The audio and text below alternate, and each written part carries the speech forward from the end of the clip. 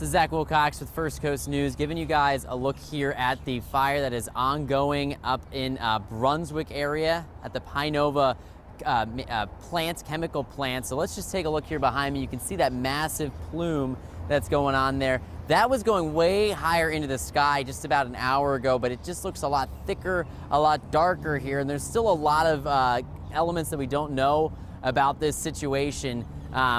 We do know that around 9:55 this morning, we found out that the fire that had started there this morning was put out by authorities here in the Brunswick area and Glynn County, and that there were no injuries. And then it was for about 5 hours there was no new developments, and then around 3 o'clock we found out that the fire had reignited and that they were bringing in backup from other agencies. We've seen Jacksonville Fire Rescue pull up in here. We've seen Savannah Fire Rescue just moments ago pull in with some sort of tank on the back of their truck with different liquids in it, pink and blue liquids, and some canisters.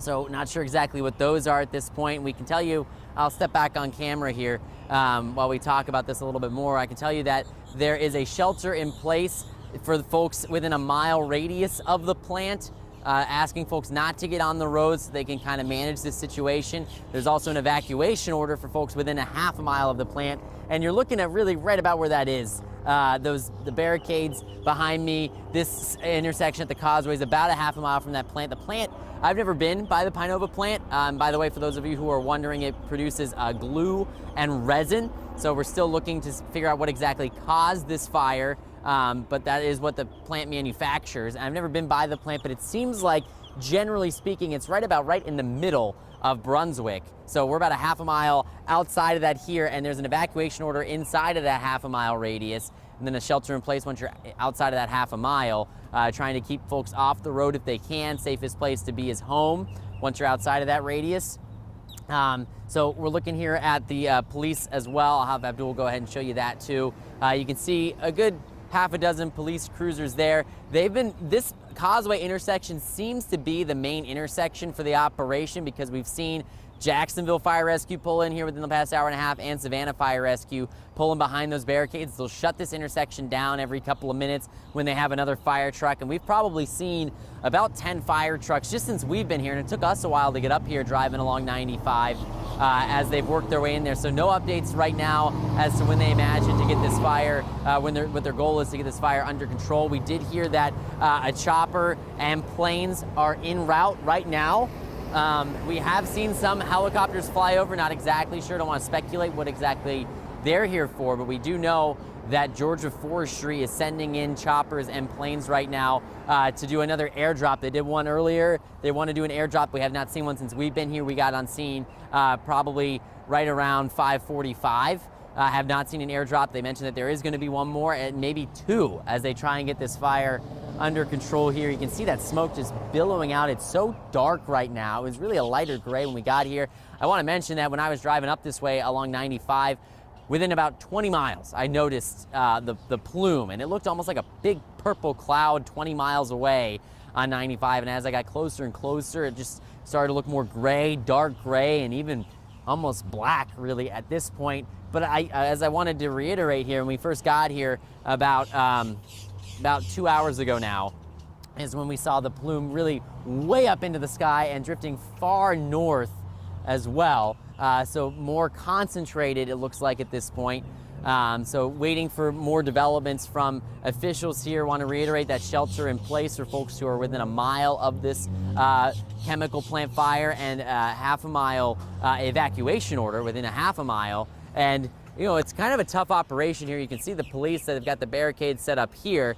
And really, since this is right in the middle of Brunswick, I took my GPS to the plant, put the address in, and it was trying to get me to the plant, of course. And there are so many different little intersections that you can get into Brunswick, so police have had to block each one of those off, at least a couple of police officers at each intersection.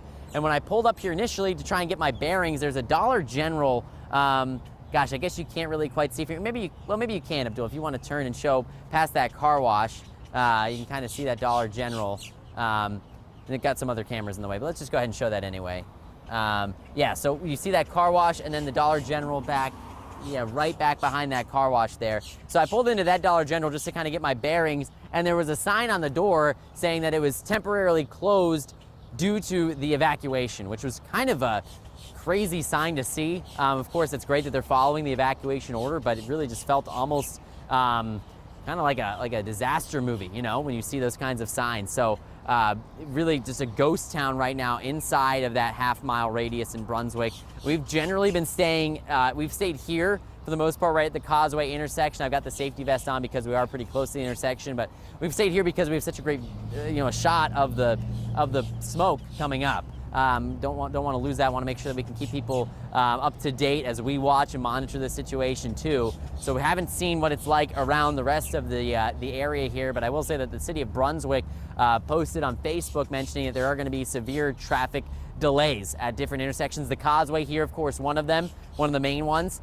We've seen folks generally following that. Also Tillman and L and R streets as well. They're having those traffic delays at MLK. So a lot of those intersections, 17, some of the major intersections coming in and out of Brunswick, you're gonna see that if you are trying, but again, the recommendation right now is a shelter-in-place order and then an evacuation order for those folks closest to the plant. And obviously we're not right near the plant, haven't had a look at the plant directly. We're really just looking at the plume of smoke that's come up because this is as close as we can be while also staying safe. And then also this is as, you know, where the evacuation order has us, but you can really get a shot of that smoke coming over the Causeway here. You know, so really look at that. And, you know, folks coming over have noticed that as well. We see a lot of folks pointing out the window of their cars, taking pictures of it. And I wanted to mention that the police here have been closing down this intersection intermittently, and when they do, as they try and get fire trucks in here, we've seen people almost get into some crashes because, of course, the trucks come into the intersection trying to get around the barricades and get back in there and head toward the plant. And some folks, I don't know if they're just not paying attention or if they're just trying to follow the lights, but obviously once they block it off and you hear all the sirens, you know, it's just a good reminder that first responders need to kind of be able to maneuver around those, you know, typical traffic lights. And even if they have a red light, they need to be able to get in there too. So wanted to give you guys this look at the fire that we're looking at. Again, quick update to kind of reiterate here. Around 10 o'clock this morning, we found out that the fire at the Pinova plant was out, or was contained at least, and that there were no injuries reported. The fire marshal was here to do an inspection as well. And then around 3 o'clock, so about 5 hours later, is when we got that update that the fire had reignited. They were on scene, they were calling in agencies from around the area. Again, Jacksonville Fire Rescue, and just for perspective, we are about an hour from the end of their jurisdiction because you have all of Nassau County there and then the state border, and we're, you know, a good 45 minutes or so north of the state border. So that's how far they had to travel to get here to help out with this. We've seen it probably 3 or 4 at least Jacksonville Fire Rescue trucks pull in, and then Savannah as well just arrived a few minutes ago. So again, to reiterate, fire was contained by around 10 o'clock. 3 o'clock is when it reignited. We were able to get here around 5:45, and here we are about 4.5 hours later, and the smoke continues to just billow out of the plant there. And we are currently waiting for another airdrop to come through. And we've seen some helicopters circling around, but we should have an airdrop here shortly from Georgia Forestry as they try and get this fire out and get the situation under control. But again, if you're anywhere near the Brunswick area, within a half a mile of the Pinova plant, you have an evacuation order. And then outside of that, within a mile, there is a shelter-in-place order. So trying to keep folks off the road while they have, you know, agencies coming in and out, fire trucks, police cruisers, lots of sirens, lots of lights coming in and out of this scene. So they want to make sure that they get as many cars off the road as possible. So I'll leave you guys with one last look at the smoke as it's billowing out. And hopefully we will have an update soon. And we'll be able to get a shot of that airdrop when it comes in. Not sure exactly when that's going to happen, but we do know the choppers are en route. And again, this was Zach Wilcox reporting for First Coast News.